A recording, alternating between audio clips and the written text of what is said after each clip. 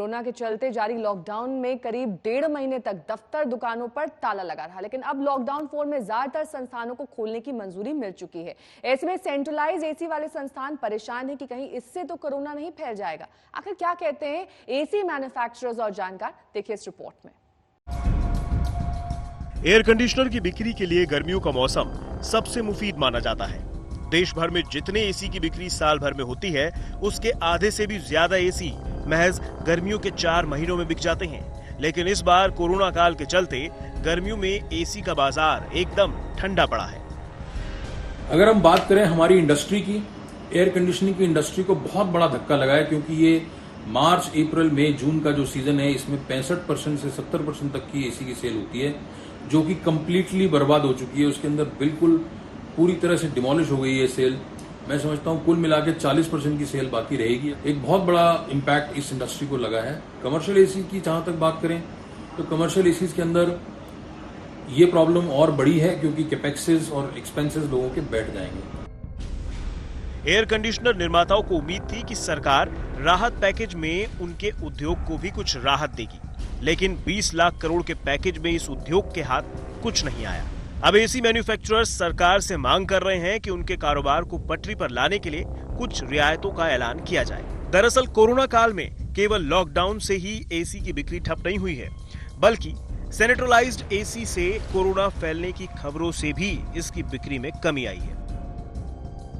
अब लॉकडाउन 4 में तमाम रियायतों के मिलने से जब दफ्तर दुकानों का ताला खुल गया है, तो फिर इस खबर से और एसी की बिक्री में गिरावट आने की आशंका है। हालांकि एसी मैन्युफैक्चरर्स की संस्था का दावा है कि ये खबर बेबुनियाद है और वो इस दावे की जांच करा चुके हैं। सवाल बार बार पूछा जा रहा है कि क्या एसी का चलाना इस कोविड-19 के चलते सेफ है कि नहीं है। तो मेरा एक ही पॉइंट आंसर होता है हमेशा कि हमने इनफ रिसर्च करी है और हम इस रिसर्च के भरोसे कह सकते हैं कि वो कम्प्लीटली सेफ है, चाहे वो घरों में है या कमर्शियल एसी है। उसके अंदर सिर्फ आपको कुछ बातों का ध्यान रखना है कि आपके कमरे वेंटिलेटेड होने चाहिए, उसकी हवा फ्रेश एयर आनी चाहिए। कमर्शियल एसी में उस तरह का प्रावधान पहले ही किया गया है। आपके अच्छे डिजाइनर ने इसके बारे में काम करके रखा है। मेडिकल एक्सपर्ट्स का मानना है कि एसी को लेकर कोरोना से जुड़े जो दावे किए जा रहे हैं, उनके बारे में अलग अलग रिपोर्ट सामने आई है। ह्यूमिडिटी उसमें से जो एक बहुत बड़ा रोल प्ले करती है, उसको 40 से 70% के बीच में रखना आवश्यक होता है। 24 से 30 डिग्री के बीच में अगर हम टेम्परेचर को रखते हैं, तो वायरस का प्रोग्रेशन जो है वो ढीला होता है और कमजोर पड़ता है। उसी प्रकार से हमारे को ये भी जानना जरूरी है कि एयर फिल्टर्स को रेगुलर तरीके से साफ करना आवश्यक होना चाहिए।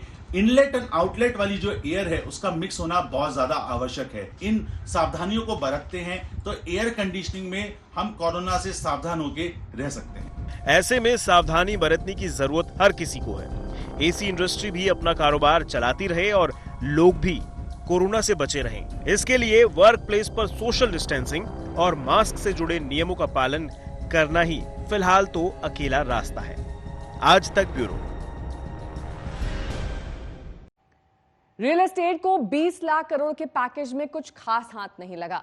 रेरा की रियायतों और क्रेडिट लिंक्ड सब्सिडी स्कीम की मियाद में बढ़ोतरी के बावजूद रियल एस्टेट की कई मांगें अनसुनी रह गईं। इन सबको देखते हुए केपीएमजी की रिपोर्ट में इस साल रियल एस्टेट को 1 लाख करोड़ का नुकसान होने की आशंका जताई गई है। रियल एस्टेट के लिए 2020 से 2021 में बड़ा नुकसान होने की आशंका जताई गई है। केपीएमजी की रिपोर्ट में दावा किया गया है कि कारोबारी साल 2020 से 2021 में रियल एस्टेट को 1 लाख करोड़ का नुकसान हो सकता है। घरों की बिक्री भी 2019 से 2020 के 4 लाख यूनिट से घटकर 2020 से 2021 में 3 लाख यूनिट्स पर सिमट सकती है। केपीएमजी की रिपोर्ट में दावा किया गया है कि कोरोना से पैदा हुए हालात के बीच अगले 6 से 12 महीने तक रियल एस्टेट की सेहत नासाज रहेगी। डेवलपर्स का भी मानना है कि पहले से जारी मंदी के बीच कोरोना के कहर से पूरा रियल एस्टेट सेक्टर सहम सा गया है। पैंडेमिक का इम्पैक्ट तो रहेगा। देखिए, खास करके रेजिडेंशियल सेगमेंट पे इसका इम्पैक्ट ज्यादा रहेगा और अफोर्डेबल और मिड इनकम ग्रुप पे भी इसका असर रहेगा। देखिए, सबसे मेजर बात यह है कि अनसर्टेनिटी ऑफ इनकम है, कुछ जॉब लॉसेस है, तो नेचुरली आम आदमी होल्ड बैक करेगा इन्वेस्टमेंट्स पे और इस टाइप के परचेजेस पे। बट मेरा मानना है कि on the other side developers काफी क्वालिटी और राइट प्राइस वाले प्रोडक्ट भी आपको नजर आएंगे और may be this could be one of the most opportunity time for the investment भी रहेगा। हालांकि इस सब मुश्किल हालात के बावजूद केपीएमजी की रिपोर्ट में दावा किया गया है कि 12 से 24 महीनों के लिहाज से देखा जाए तो फिर रियल एस्टेट में दोबारा तेजी आ सकती है। जानकारों का भी दावा है कि इस मुश्किल से उबरने के बाद निवेशकों और लॉकडाउन जैसे हालात में छोटे तंग मकानों में रहने वाले अब फ्लैट्स का रुख करेंगे। केपीएमजी की जो हाल फिलहाल में रिपोर्ट आई है रियल एस्टेट को लेकर, वो काफ़ी जो है सोचने लायक रिपोर्ट है, क्योंकि रियल एस्टेट आने वाले 6 से 7 महीने के अंदर काफ़ी बुरे दौर से गुजर सकता है। और जो कोविड-19 को लेके भारत सरकार ने राहत पैकेज जारी किया है 20 लाख करोड़ का, उसमें भी रियल एस्टेट सेक्टर को कोई ज़्यादा फर्क और ज़्यादा राहत नहीं मिली है। कोरोना के कहर से सबसे ज्यादा संकट में कॉमर्शियल रियल एस्टेट सेक्टर आ सकता है। केपीएमजी का दावा है कि मॉल्स में जाने वालों की संख्या में 50 से 60% तक की कमी आ सकती है। इसके साथ ही व्यापार में आने वाली कमी भी कॉमर्शियल रियल एस्टेट की मुश्किल को बढ़ाने का काम करेगी। अगर बात करें रिहायशी रियल एस्टेट की, तो यहाँ पर भी अगले 6 महीनों तक समस्याओं का अंबार लगे रहने की आशंका है। अफोर्डेबल और मिड इनकम हाउसिंग की बिक्री नौकरियों के जाने की आशंका से घट सकती है, लेकिन 2020 की दूसरी छमाही यानी अक्टूबर के बाद से रेजिडेंशियल रियल एस्टेट की बिक्री बढ़ने का अनुमान इस रिपोर्ट में लगाया गया है। लेकिन इसके बावजूद सप्लाई चेन में रुकावट के चलते कंस्ट्रक्शन मटेरियल के दाम बढ़ सकते हैं। इससे डेवलपर्स को निर्माण लागत का ज्यादा बोझ उठाना होगा। ऐसे में कीमतें बढ़ाने की गुंजाइश न होने के चलते डेवलपर्स को ये बोझ अपने ऊपर लेना होगा, जिससे उनका मुनाफा 10 से 20% कम हो सकता है। हर बिजनेस की तरह नेक्स्ट 6 से 12 महीने रियल एस्टेट सेक्टर के लिए भी चैलेंजिंग रहेंगे, क्योंकि सबसे बड़ा चैलेंज आज के दिन डेवलपर्स के साथ ये है कि लेबर वापस अपने विलेजेस में माइग्रेट हो गई है, तो साइट्स पर लेबर की अवेलेबिलिटी काफ़ी बड़ा चैलेंज है।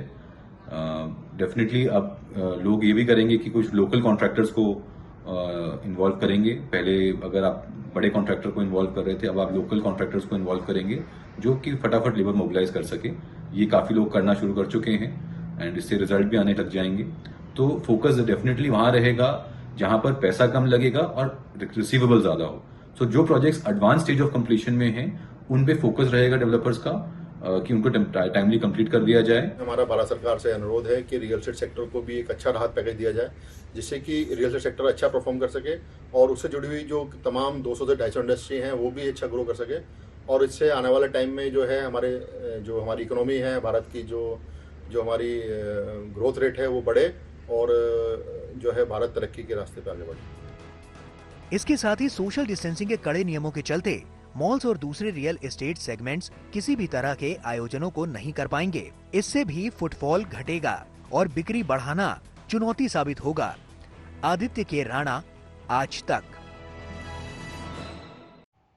बिजनेस आज तक में अभी के लिए बस इतना है, लेकिन जाने से पहले आपको याद ला दें कि बिजनेस जगत की हर छोटी बड़ी खबर से आप रूबरू हो सकते हैं। सब्सक्राइब कीजिए हमारा YouTube चैनल बिज़ तक।